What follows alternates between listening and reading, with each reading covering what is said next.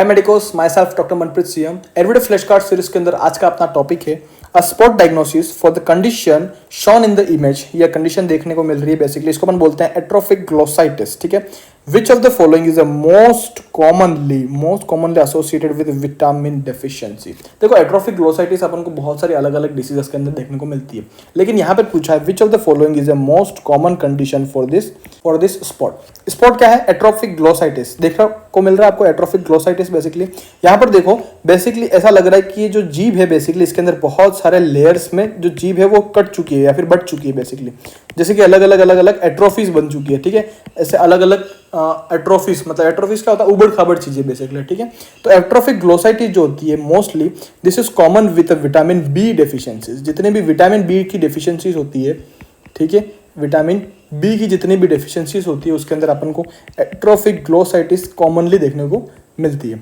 Atrophic glossitis. अब यहाँ पर अपने पास जो कंडीशंस दे रखी है, this is your B12, C, D और के। मोस्टली जो कंडीशन होती है वो विटामिन बी से एसोसिएटेड होती है और यहाँ पर vitamin B12 is the answer for this condition atrophic glossitis. So first of all atrophic glossitis कैसी होती है? सबसे पहले तो ये कंडीशन जो सी होती है स्मूथ होती है। देखो अपन को देखने को मिल रहा है this condition is very smooth. देखो कंडीशन कैसी है, एकदम स्मूथ कंडीशन है बेसिकली। ठीक है, then this is a very beefy red touch. ये कैसी कंडीशन है? एकदम बीफी रेड है बेसिकली। ठीक है, बीफी रेड मतलब बहुत ज्यादा red. Is a most commonly seen in vitamin B12 deficiency. जब भी विटामिन B12 मतलब मैक्रोसाइटिक एनीमिया देखने को मिलेगा उसके अंदर अपन को एट्रोफिक ग्लोसाइटिस देखने को मिलती है। जैसे क्लासिकली विटामिन B2 के साथ भी देखने को मिलती है, लेकिन B12 के साथ भी एसोसिएटेड होती है।